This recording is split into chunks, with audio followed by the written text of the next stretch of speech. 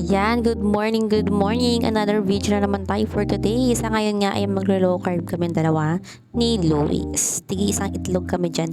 Lalagain ko lang yung egg tapos magkakape lang kami ng stick. Tig 3 pesos lang yan sa kanto. Dahil nga, so wala na po talagang time kaming dalawa sa pag-workout. Babawi na lang kami sa pag-low carb at pagka-fasting po. Pero ewan ko lang kung kakayanin nga niya yung ganito. Pagkakuha nga niya ng kape ay talagang masama talagang loob niya, takabusangot. Itlog lang na ipapakain ko sa kanya.